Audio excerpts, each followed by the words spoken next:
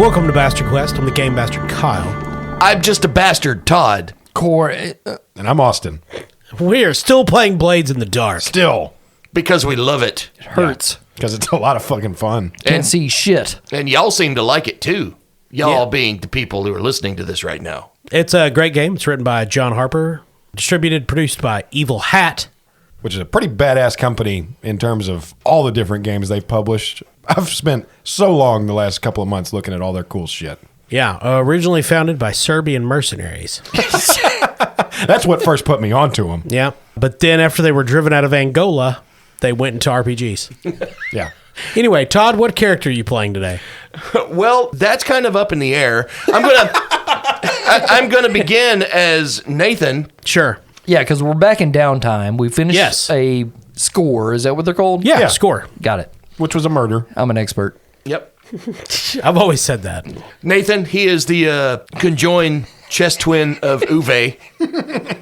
Nathan is a damned. Both of them. Oh, yeah. I feel like right now, Uwe is the conjoined chest twin of Nathan. He is. Oh, yeah. Right, because Nathan is in control now. And as we explained on the last episode, whenever they swap, whoever takes control, the person whose head is between the shoulders recesses into the chest cavity, and the other head pops up. Yeah. Right. And takes control. There's got to be a He-Man character that did that, right? Well, like the bad guy in the first Harry Potter. Yeah. Yeah, there was that He-Man villain where the head popped down and it showed up on his spleen. Yeah. Yep. Nathan Man. Yeah. Well, do you guys remember those Power Rangers action figures where the heads flipped over to transform them? No, I was having sex in the 90s, Yeah, Austin. Oh, I was like 4. Oh, okay. So, no. I mean, I You was shouldn't have been playing with those toys at that age. I was in my 50s in the 90s, so Corey, tell me about your character. I'm good. All right. No, Toebeans, he's harmless, except when he's killing. He's done it a couple times. Hey, Toebeans done most of the murdering so far. he really has. Yeah, he killed the first guy at the fireworks show, He did. and he delivered the finishing blow on TikTok. Oh, yeah. And TikTok did the rest of the murder, and I forget, really. Yeah. And he shot at Reagan. Granted, y'all did a shit ton of damage, and then Toebean popped up and was like, stabby, stabby. He's the guy that'd steal the kill in GoldenEye. Right. Austin? Well, as always, I'm the lurker named Mitchum. Bright and colorful fella. Hey, chill the fuck out. Well, you live in a dark world like this, you got to have a bright personality. Okay. All right, so as Corey said, we're in downtime right now. The score was just finished, so this is the part of Blades in the Dark where the crew collects their wits and their ill-gotten lucre. Yeah. We did a lot of the bookkeeping off podcast just so we could kind of give you a report and then get to the main meat of the downtime so we could get back to free play and figure out what our next score is going to be. Yeah, I feel like we definitely explained a lot of this stuff pretty adequately in the last downtime episode. So we decided, like, hey, let's cut out the XP divvying and all that stuff. So any of the narrative stuff we're going to do on here, but because that definitely adds dimension to the characters. But like the XP stuff and all that we did off podcast. Yeah, we got rid of the paperwork. Right. Yeah. But Austin, you want to briefly go through what the crew got from the last score? Yeah, and Toebean died. Yeah, he did. He got too much experience. Just popped. So all the characters did level up individually a little bit, either on action ratings or just gaining some experience on attributes. As a gang, we gained a lot of rep from that last job, but we also gained a lot of heat. We are actually one notch away from increasing our wanted level. But we pulled down a sweet 4 coin from that last job and gained the turf we were after. We got turf, but it was that baseball stadium that got destroyed in the hurricane. Oh, yeah. No. But, I mean, it's insured. Good. Okay. How much rep do we need to go after Moodang? Toebean has turf toe. Well, his hurt foot got exacerbated into a torn muscle, which to me means his toe has been like pulled from his body and is like long and floppy. It's just dragging behind him? Yeah. Or... You know, thanks for that nightmare image. Which toe? He had to cut a hole in his boot. I So did he go to the Yosemite Sam School of Medicine? Bahooga. Yeah, so you guys have a significant amount of stress and injuries you probably need to deal with. Hell yeah. But let's talk about our podcast characters, please. So the first thing we're going to do for downtime on this episode is roll for the entanglements to see if anything goes horribly wrong. Yeah, so generally after a score, you got to make sure that you are on the lookout for reprisals and things like that, or just run-ins because you pissed somebody off with the job you pulled. So you roll dice equal to your wanted level, which is still 0, right? Yes, it is 0 for the time being. So you're going to roll 2d6 and take the lowest. Who wants to roll that? I'm assuming you guys don't want me to do that. Well, I don't want you here. You guys remember when we called Austin that day and was like, hey, you want to come play Green Knight? And then he just never left. We were going to have guests every episode. I know, it was going to be great. Charles, Buckner, everybody was coming. I haven't left for 3 years. Jesse Ventura was going to be on episode 7. I just never got out of the fucking chair. They can't replace me if I'm not gone. I mean, true. fucking Batista still won't return my calls because he was supposed to be part of Dune. Oh, that's right. I just been sitting here camped out playing games. Some lady called me, tells me she got a baby. I don't care. Please come home. As you can tell, Austin's wife does not listen to our show. Right. No, I'm joking. But the plan to replace me has been held off by me for the time being with knives. Okay, so Austin's not rolling the entanglements. We got that settled. I'll roll. Roll 2d6, take the lowest. Well, the lowest is a 1. And what's your heat level, Austin? 8. Corey, roll a d6. 3. Well, that's you. A few days after the score, Roddy Woodthorpe is walking through Night Market on his way to the flat he calls home when some blue cops come running out of an alleyway, punch him in the stomach, grab him, arrest him, and drag him down to the precinct station for an interrogation. They start questioning you about events in Silkshore, the murder of some foghounds, the death of some very valuable goats, and the misuse of a street vendor's advertising sign. So one of them is a blue coat you know. You guys actually have a positive relationship with the blue coats. Yeah. And in between the rough interrogations, while the other cops are out of the room, At the coop, we have a big, thin blue line that wraps around the entire coop. he essentially lays it out. You can pay them off with 3 coin, or they beat you up, which would mean you take a level 2 harm, and you tell them what they want to know for +3 heat. Now, you can resist each of those consequences separately, meaning the level 2 harm and the +3 heat. Obviously, if you pay 3 coin, that's not a consequence you could resist. Start to say Corey's already got a level 2 harm, right? Yes.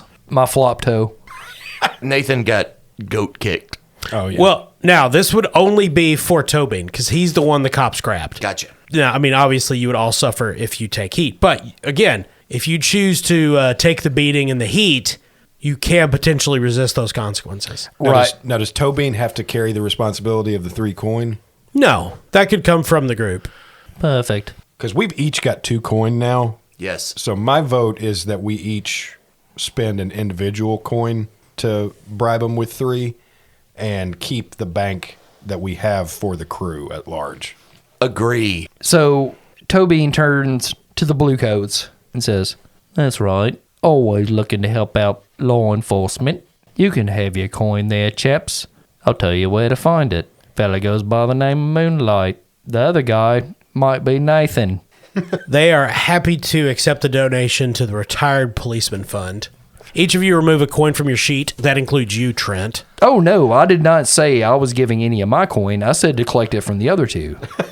I said each of us individually. You said that. I'm the one talking to the cops. Well, we can give you another level 2 harm. I'd rather not. I can't take another level 2 harm or my heart's going to give out. You are correct. I don't need 2 flop toes. Do you have 2 level 2 harms?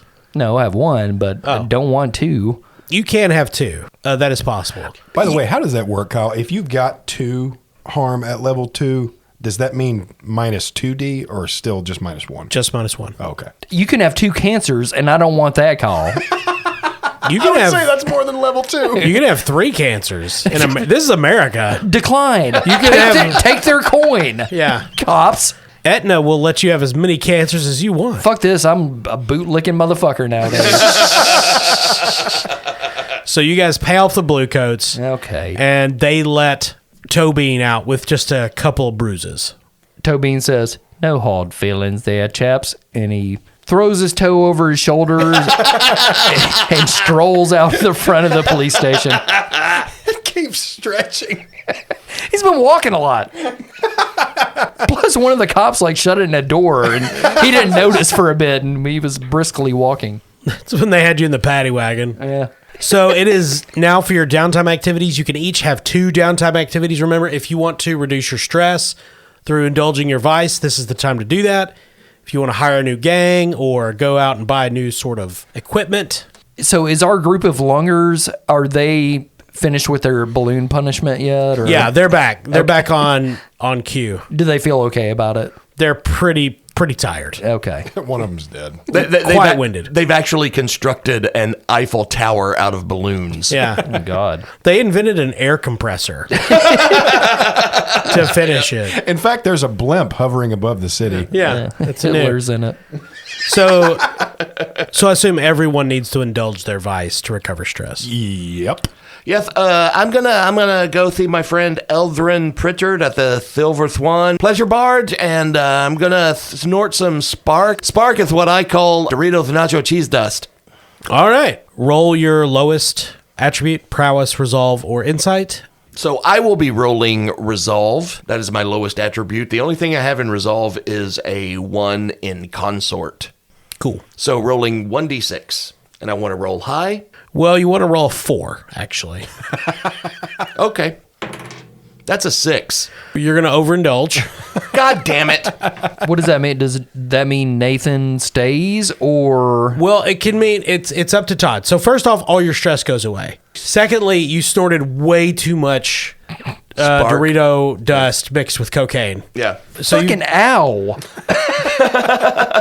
you've got Typical night on N64. You've got some options for your overindulgence. Okay. You can attract trouble, which takes us back to entanglements. We roll entanglements again. You could brag about your exploits and take more heat. You can be lost. Essentially, Nathan goes away on a bender, or you could be tapped. You do something that causes your current vice purveyor to cut you off, and you'd have to find a new source for your vice. Nathan is going to get lost making way for Uwe to return and take over.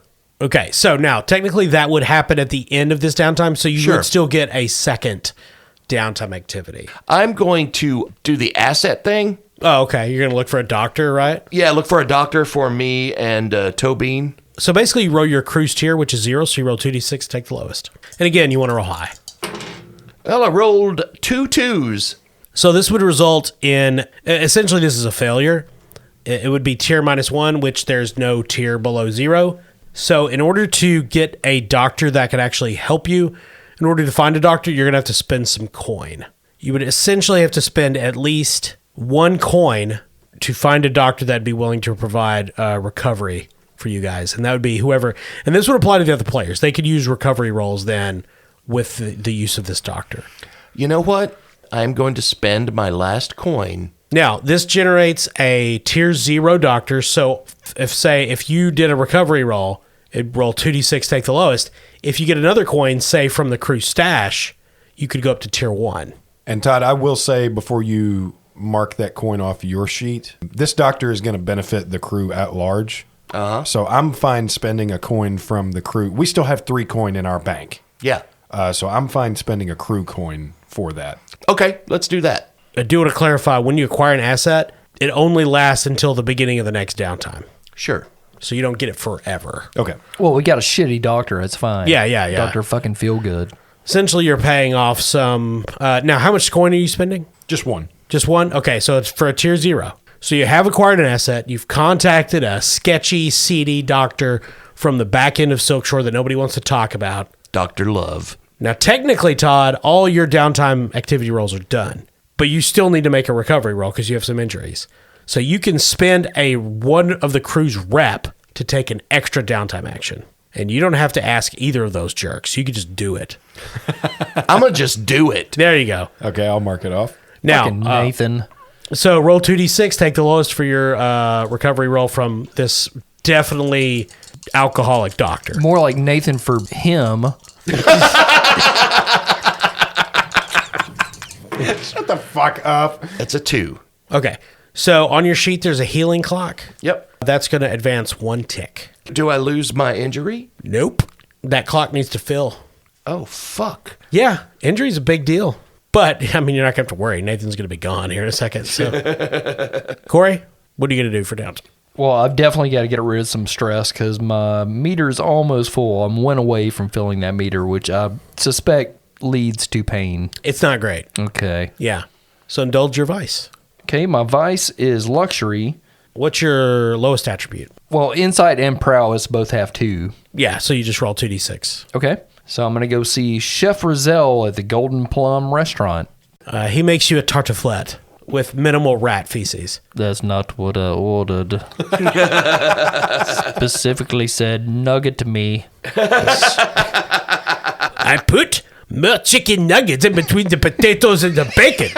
They are hidden little nuggets of gold for you to prospect for. I like the nuggets with the nuggets in between the nugget. And then stuff with nuggets, you cunt. You're treading on dangerous ground. Okay. Got a 5. So you reduce your stress by 5. Thank you. I assume you don't overindulge in that case. No, my stress was higher than anything I've ever seen. Okay.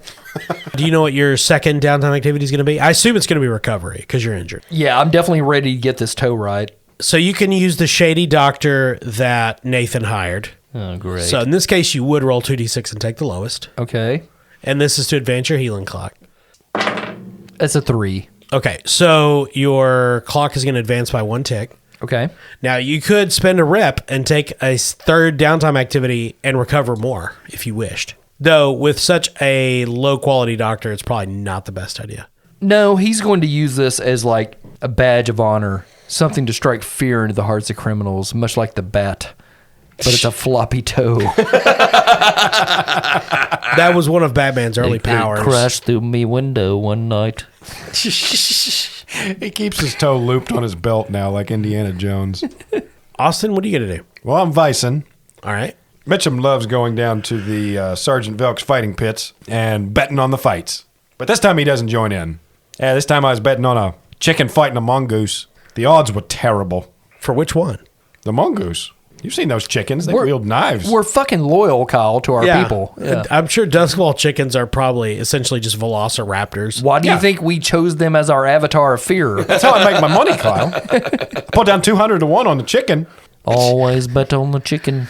All right. Roll your lowest attribute, Austin. All right, that'd be resolve at 1. That's a 5.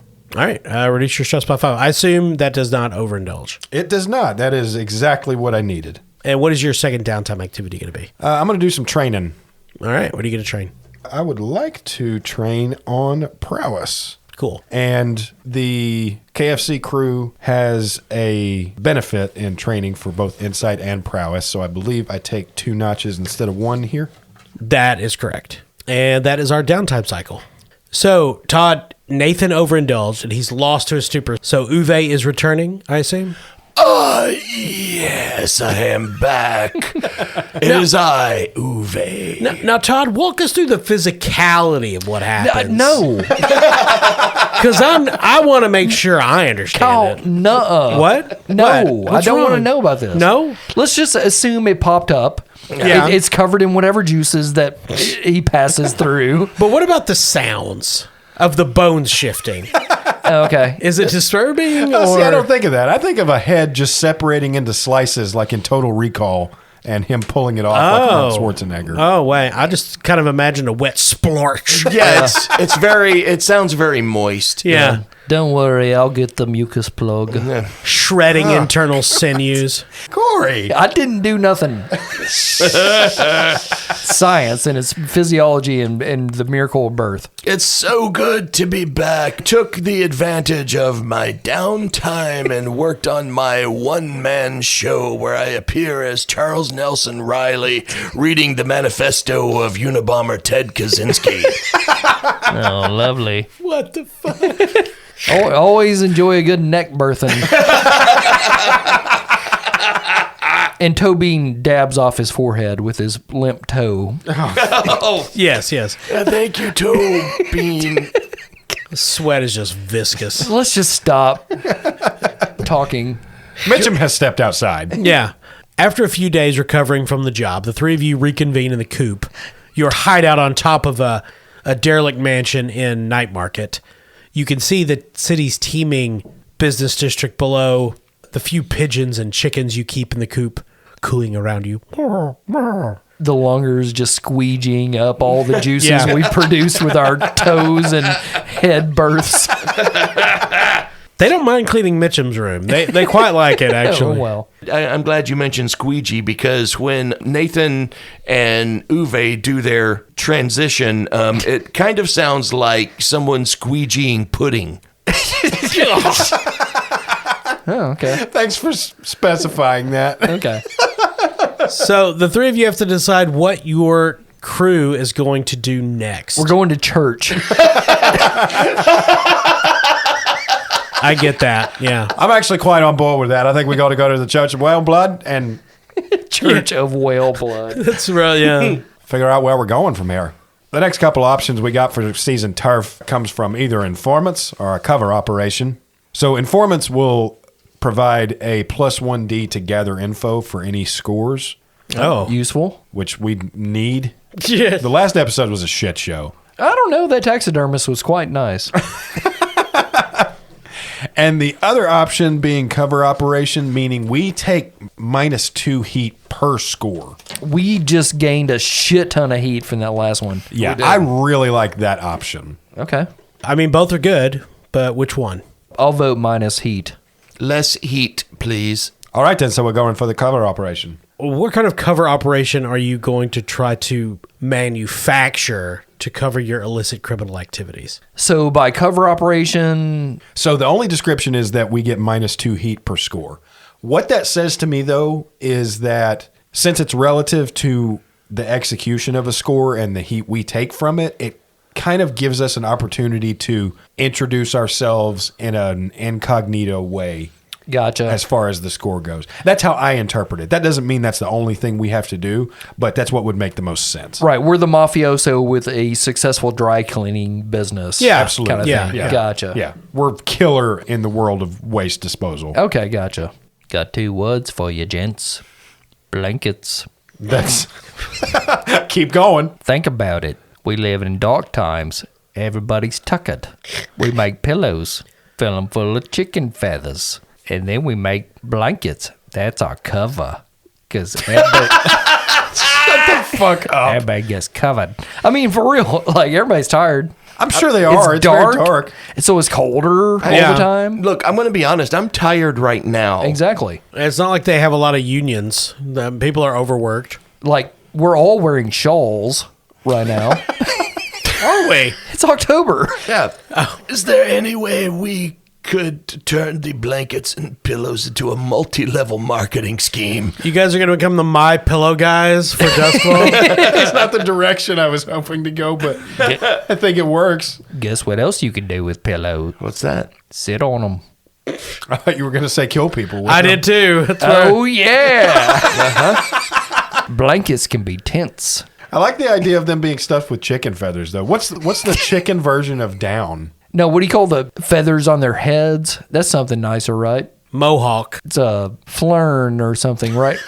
Yeah, that's what it is. Flurn. That's what we're going with. Yeah. That's what we're going with. Well, That's actually the name of the cover operation. We will harness the flern. Harness the flurn. I learned about that in That's a great catchphrase there, mate. I learned about that in Future Farmers of America. Or, hey, check this out. Feel the flern. Step 2 profit. That got Toebean going. Then we'll make covers. For my suggestion, I'd say we go with Flern the Witch. So you guys are going to start some business that makes blankets and pillows. Blankets and pillows. Yes. Okay. Check this out. We could make street-colored blankets. We'll cover up our bodies. They'll never know. We could also cover our homeless brethren in these blankets and they would go undetected. Yeah, but we're a non-profit. Respectfully, boyos, I got one suggestion to make, or request rather. Can we make it duvets instead of blankets? I don't need water up me bum.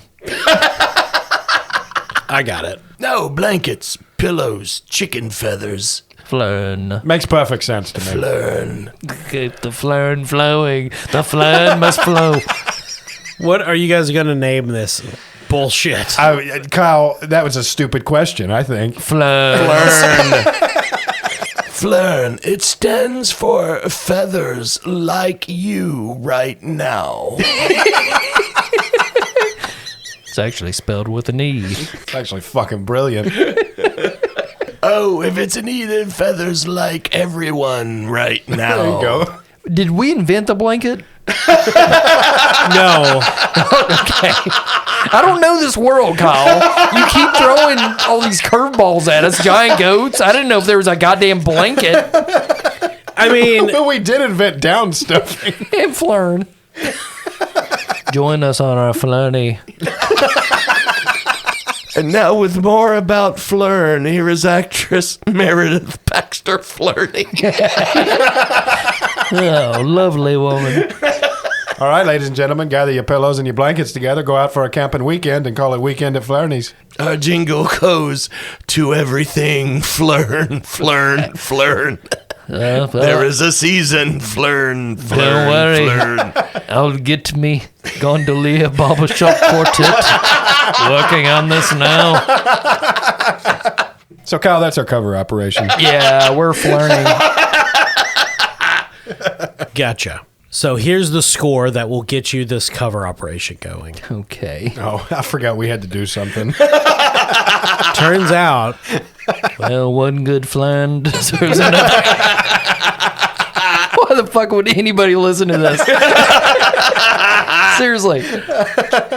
No, I love you guys. I mean, I just assume, they had a bad childhood, and Right. now they're working through some stuff. Yeah. And as they drive to the job that they hate to make money for the partner they can't stand in a house they don't like, Stinky children. we bring them some respite By way of Flern. by way of Flern. For those that haven't figured it out yet, that's all this game's going to be from now on. Is Flern's in the dark. The three of you go to meet one of the magistrates in the night market district, a man named Bowmore. Yeah. You know he has connections to imperial trade and manufactories, and you float this idea of you guys taking on at least the appearance of some sort of consortium that imports pillows and blankets and brokers their manufacture. Right. This is the patent office of this place. Sort of. The licensing? Licensing, yeah. So he okay. tells you that Blankets have already been invented, gentlemen. I hate to burst your Flern. and he has you summarily shot. And next week we're gonna play Paranoia. Good night, everybody. No, I'm kidding. Keep learning.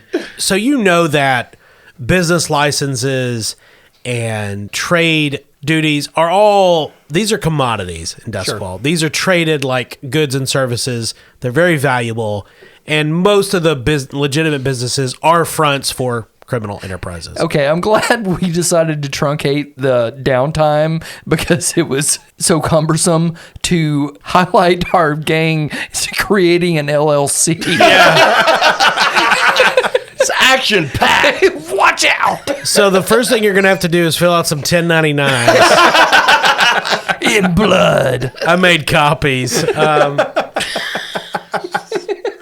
So he tells you that there might be a number of firms that are reaching the end of their license agreements, and perhaps if those firms were to become insolvent or trade you their licenses, he could arrange for you to take over certain businesses. So he tells you to go see a Mr. Strathmill down at the local tavern, and he might have some more information for you.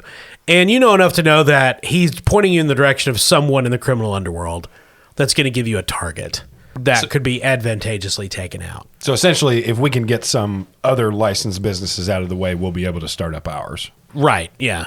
I mean, do we have to kill this guy? Can we give him just a Flern warning? God damn Jesus it. Christ. God damn it. God damn it. Well, you're supposed to talk to this guy to get the information. You're not supposed to kill anyone. So you go to the tavern to meet Strathmill, and he's sitting in a corner table, taking up most of it because he's a broad gentleman. Broad face, broad bodied, heavy beard. And you make your cursory introductions, and he looks you over, and you see that he has a ring on his finger with a circle of flame on it, indicating that he is, of course, part of the Circle of Flame. Okay. You gentlemen are looking for some business licenses. Oh, yeah, that's correct there, bud. Well, those are hard things to come by in Duskfall. What makes you so usefully qualified? Well, sir, if we had to put it into one word, Warmth. well, that's not what I was thinking. but- Comfort. I believe what my associate is referring to is Flern. Yeah, that's the one. Flan, yes. Oh, I see. Well, what I'm really getting at is, even once you get a license, there'll be a significant amount of paperwork. So if you could pay some cursory fees to help me expedite. He's looking for a bribe, a payoff. All right, so as everyone remembers, the Circle of Flame are the gang who control the Silk Shore, which is the district where we mainly operate. We spent a single coin back in session 0 to make sure that we keep a neutral relationship with them. So right now, we don't have anything on either side of the scale with them in terms of relationship. And Okay. we want to try and keep it that way. Well, it might behoove us to go ahead and like improve our relationship with this Absolutely. gang then. Yeah. So essentially, here's the option that you have as players. You can pay this guy a coin, and he will give you the target. Okay. Or not, you can back off and find one yourself, and you'll have to gather information. Though paying him off will be a step towards endearing the Circle of Flame to you. I mean, I say we spend the coin. I'm fine with that. We've got coin in the bank still with the gang, right? Yeah, we'll still have one left after this. Oh, hell yeah. Let's make it rain. All right there, fella. One good Flaren deserves another. So he tells you about a company called Helker Imports. They're a small import-export firm, mostly working out of an office in Night Market, not terribly far from your hideout. Right, but they mostly deal with frund. Yes, chiefly. Yeah, bullshit. But all their licenses are up for renewal soon, which, as far as these guys at Helker Imports think, is going to be simply stamping some paperwork and paying some fees and moving on. Your task is to either get them to transfer all their licenses to you, or, if you prefer, simply eliminate the ownership of Helker Imports. Well, fella, I think you understand the type of route we'd be taking for a problem like that. We'll just take these people out, and then forevermore, that operating ground will be known as where the red Flaren grows. Yeah. I don't like it. I've never... You did this, Corey. There's a dead dog involved. You started now. this. No. I don't like you. Not many do. No, we'll kill these people. Great. And he gets up and leaves. So you paid him off. Helker Imports. Take them out. License are yours. You have your cover operation. Okay. All right, so then our Get Info operation will be just all about learning about Helker Imports. All right. You guys ready to gather some information about Helker Imports? Sure. Yeah. So I assume this guy gives us a little bit of information on them before he departs. Nope. Oh, great. Okay, so we're left to our own devices once again. Yeah. Well, he gave you a good target. You have a name. Right. Call question. So we've got our sly friends. Yes. We have the positive ones and the negative ones. Yeah. Can we get information from the negative ones as well? Yeah. You can approach them. Okay. There just might be some consequences. What do you mean? They'll give you an ill look Oh, I'm fine with that. or other things that happen. Well, my enemy, for lack of a better term, is Harker. He's a jailbird. Okay. And basically, I'm going to say he did time because he got caught smuggling Nubble. Nubble? Yeah, We're just making up words now? Nubble is the hair of a crab's foot. Oh. Yeah, Oh, it's dangerous. of course. How did it slip my mind? Is that somebody we can approach, our Yeah. enemies as well? Yeah. Because I think we've talked to all our friends. They might just sabotage you. Oh, okay. My strange friend is Nyrix, a possessor ghost, and I'm wondering if I could send her to possess a employee and gather information for us. Yeah, absolutely. I mean, that's a solid plan. Yeah, I mean, so you can set the scene where you go to meet Nyrix, presumably in someone's body. She in someone's body, I mean. She's currently inside the body of a hot dog vendor. Okay. Hello, Nyrix. It's been some time since I have needed your services, but I need you to possess someone at Helker Industries, and while you're at it, I would like a Chicago dog, please. Yeah, coming right up, Uwe, coming right up. She, in the body of a middle-aged man, slathers mustard and all sorts of stuff on a dog. Clearly has no idea how to make a Chicago dog. There's not even a pickle on it. That's close enough, I guess. I'll help you out how I can with these Helker fellas, but I gotta work a swing shift here. Don't bite that dog. My toe got in it. Strange friends, Uwe, strange friends. I tell you what, I will let you roll her quality to see what she can gather from going and possessing and clandestinely operating inside Helker Industries. Okay. And we'll treat her as a temporary cohort. So basically just roll a d6. 6. Wow. Woo! It's a flurn of a roll, as they say in this game. Yes. So Nyrix possesses a couple of people at Helker Imports and comes back and reports their main office is in a building called the Principal in Night Markets on the 3rd floor. And they have one wing for their clerks and office staff. The principal owner is Johann Helker. He owns 75% of the company. The secondary owner, a minor owner, is Elena Schmidt, who apparently inherited it from her late husband, who was Johann's original partner. Her late husband, you say? Yes, What was his name? Gustav. Y'all, I haven't been able to use any of my special abilities yet because I just have one, Okay. and it's called Ghost Voice. Yeah. You know the secret method to interact with a ghost or demon as if it was a normal person. Can I attempt to communicate with the dead husband, Gustav? Nice. Absolutely. What a cool idea. Yeah, I know. I'm great. They call me the Flurn of players. Soft I agree. but dangerous. Soft but dangerous. Is that what it Well, you can choke on Flurn. It's tiny feathers. I mean, choke on anything if you crammed enough down your throat. That's why you're the GM. Yeah. Nobody talks about choking on barbed wire, but technically it's possible. Which Kyle was strongly considering. The man knows facts. Okay, so the way you'd have to do this is you'd probably need to get Uwe to summon the ghost. You guys would try to figure out if his ghost was still around, and then Uwe would call it forth, Okay. and then you could interrogate it. We'll just say Uwe does all that, because Uwe's good at that sort of nonsense. Okay. And you guys are holding a seance. It's late at night. The moon is high. Moonlight shining down through the old aviary. And you got a Ouija board. Okay. Your hands are on it. And it's like, who's here? Then it spells out Gustav. And then suddenly there's another ghostly pair of hands on it. And it's a old man, down at his back, infirm. Yeah, she, youngin. God fucking damn it. How is he prospecting? No, he wouldn't be a prospector. I just had to do that. Okay. Thank you. Guten Morgen! Oh, I am Gustav Schmidt. You've called me back from that neither. Oh, hello there, Loaf. Hello, Gustav. So Mitchum doesn't have this ability, so all he hears is someone screaming and like this unintelligible ghost sound. It sounds strangely like a horse with night terrors. What do you want? So the ability, I gain potency when communicating with supernatural. What does potency mean? Generally, potency is going to give you an increased effect. Basically, it means you're ideally suited for the task at hand due to disposition, training, or some special equipment. Like, for example, if you were trying to set a room on fire and you have a flamethrower, that would be considered potent for that action roll. So whatever ability that Toebean has mastered in talking to ghosts or demons or other things, he's very good at it. Okay. So Toebean says to Gustav, "We hear about your old mate Helka and your ex, Elena.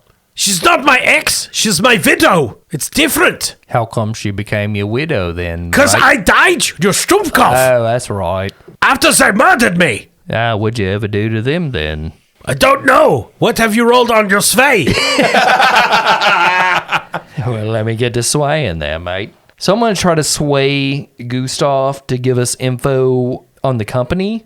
Okay. And I have a 2 in sway. Okay. Does my potency with communicating with ghosts, does that have any bearing on this? It's going to give you increased effect based on what you roll. So, and I would say you can take help from a teammate, in this case Uwe, though Todd would have to spend stress, but...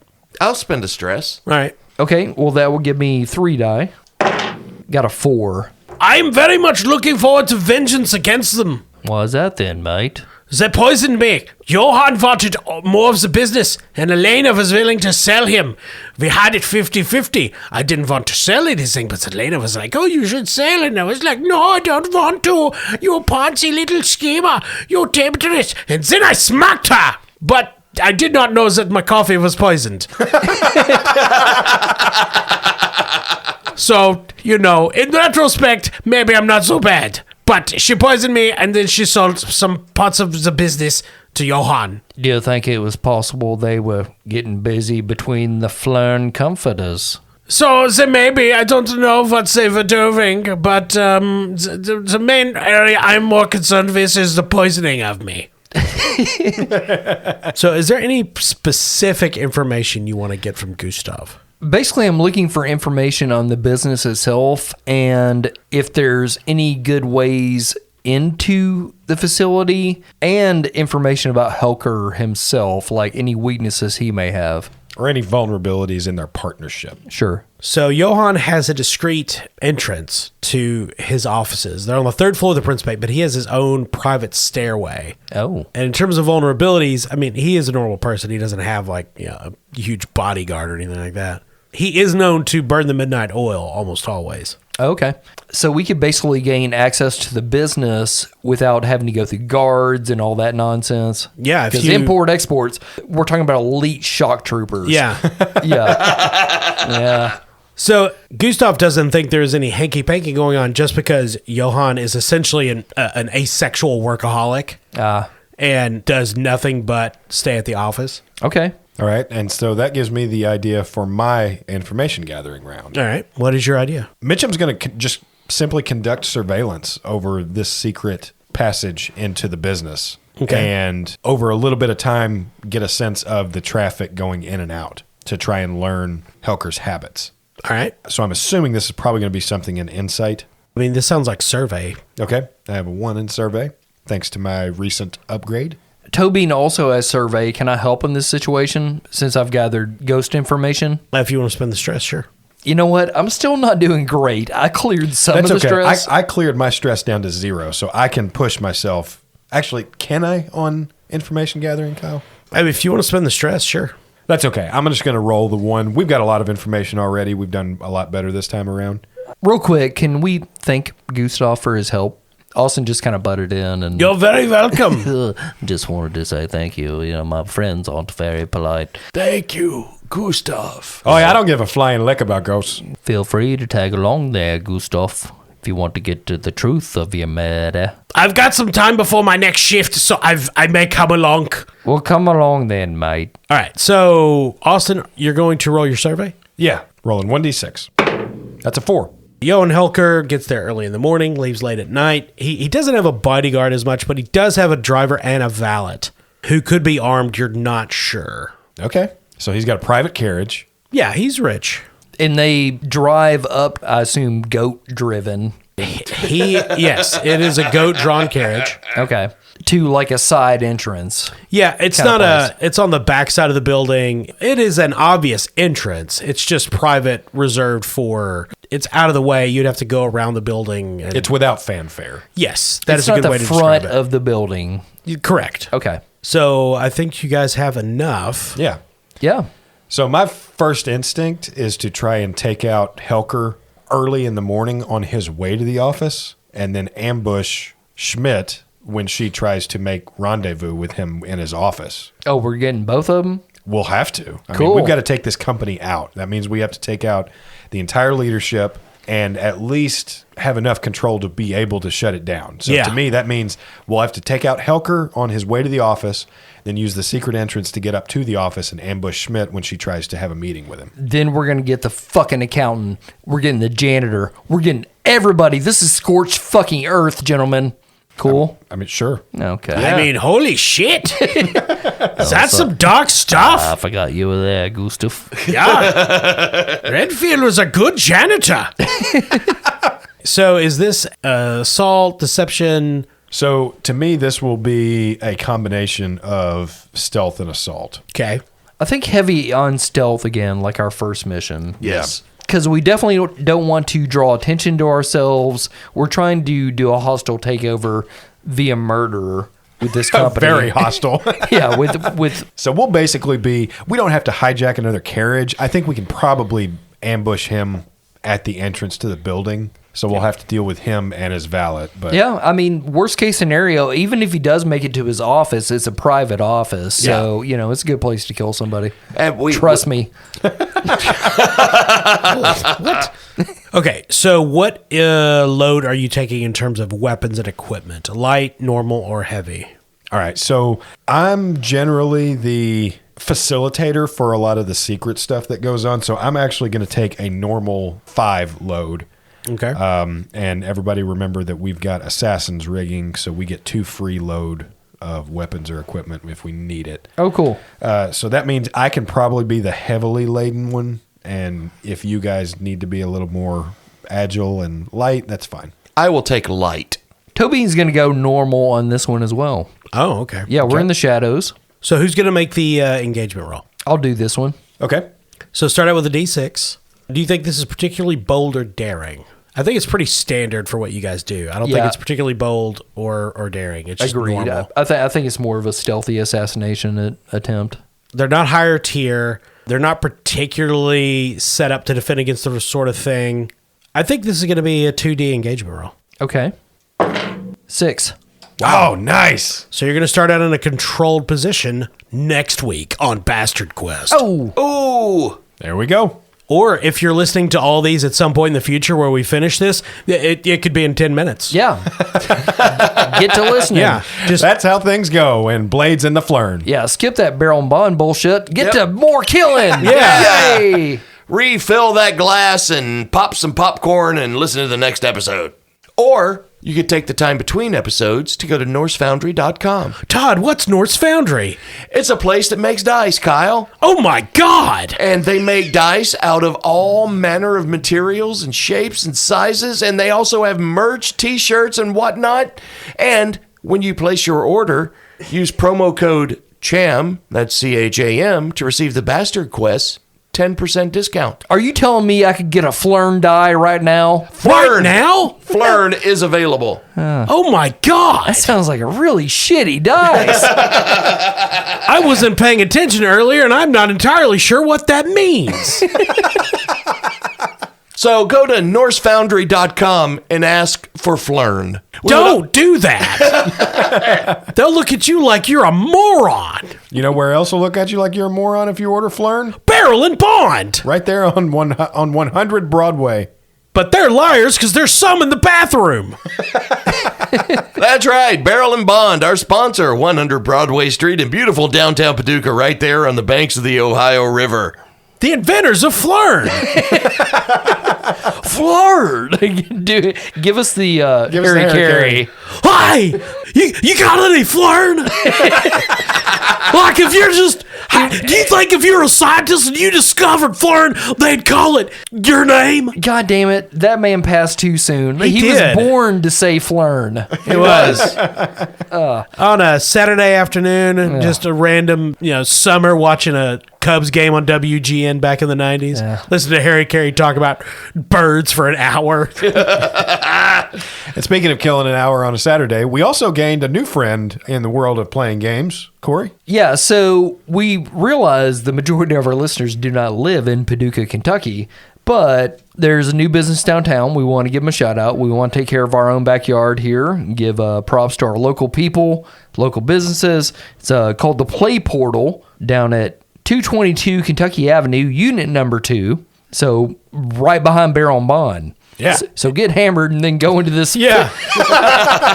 family-friendly establishment where groups of people, disregard. Don't do that. Yeah. No, Play Portal, they're good people down there. It's a good place to go meet other gamers, play games with your friends, do whatever. Just a place to gather with your friends and play games. They're open Friday, Saturday, and Sundays currently. You can Google them to get all their pertinent info. And they also work pretty closely with a local nonprofit in town called the Dice Alliance.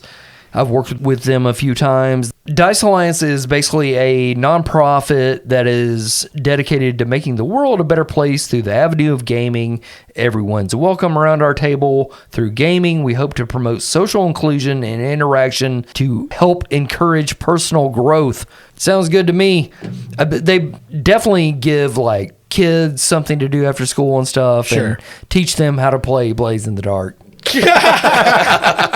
Yeah. Very cool. Yeah. No, they're great entities in our area, so we definitely wanted to give them a shout out. Absolutely. Also, a shout out to you, our loyal listeners, both our patrons and people who just randomly pull us up and listen as you're driving to your job or Or your mom's house or something. church. It's Sunday or- afternoon and yeah, she's making empanadas. Sure. And you didn't call me. And if you're not a patron, take a look at our patreon.com/bastardquest and consider becoming a bastard. Yeah, but just thanks in general for listening to this shit.